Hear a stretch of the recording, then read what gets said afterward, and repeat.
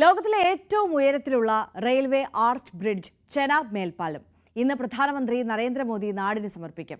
ജമ്മു കശ്മീരിലെ Udhampur, Srinagar, Baramulla railway link പദ്ധതിയുടെ ഭാഗമാണ് ഈ പാലം. കശ്മീർ താഴ്വരയെ ഇന്ത്യയിലെ റെയിൽവേ ശൃംഖലയുമായി നേരിട്ട് ബന്ധിപ്പിക്കുന്ന തന്ത്രപ്രധാന മേൽപ്പാലം കൂടിയാണ് ചെനാബ് മേൽപ്പാലം. ജമ്മു കാശ്മീരിലൂടെയും പാക് പഞ്ചാബിലൂടെയും ഒഴുകുന്ന ചെനാബ് നദിയിൽ നിന്നും 359 മീറ്റർ ഉയരം, ലോകാത്ഭുതമായ ഈഫിൽ ടവറിനേക്കാളും 35 മീറ്റർ അധിക ഉയരം. പാലത്തിന്റെ കമാനത്തിന് മാത്രം ഉയരം 467 മീറ്റർ. അങ്ങനെ തലയിടുപ്പോടെ നിൽക്കുന്നു ലോകത്തിലെ തന്നെ ഏറ്റവും ഉയരത്തിലുള്ള രാജ്യത്തിന്റെ റെയിൽവേ ആർച്ച് ബ്രിഡ്ജ് മേൽപ്പാലം. 1.3 കിലോമീറ്ററാണ് പാലത്തിന്റെ നീളം.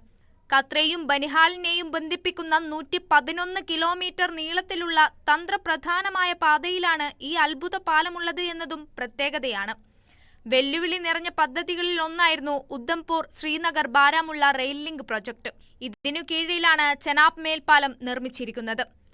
120 വർഷം വരെ ആയുസ് കണക്കുകൂട്ടുന്ന കൂറ്റൻ പാലത്തിന്റെ നിർമ്മാണത്തിനായി 28,660 മെട്രിക് ടൺ ഉരുക്കാണ് ഉപയോഗിച്ചിരിക്കുന്നത്.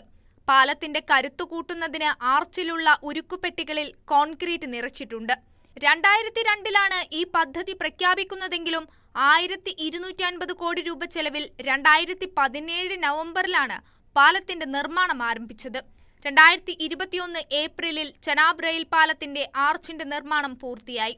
മുംബൈ ആസ്ഥാനമായുള്ള അഫ്കോൺസ് എന്ന കമ്പനിയാണ് പാലം നിർമ്മിച്ചത്. റിക്ടർ സ്കെയിലിൽ 8 വരെയുള്ള ഭൂകമ്പത്തെയും മണിക്കൂറിൽ 266 കിലോമീറ്റർ വേഗതയിൽ വീശിയടിക്കുന്ന കാറ്റിനെയും വരെ അതിജീവിക്കാനുള്ള കഴിവിനു പുറമെ ഭീകരാക്രമണ സ്ഫോടനങ്ങളെ അതിജീവിക്കാനും ചെനാബ് പാലത്തിന് സാധിക്കും.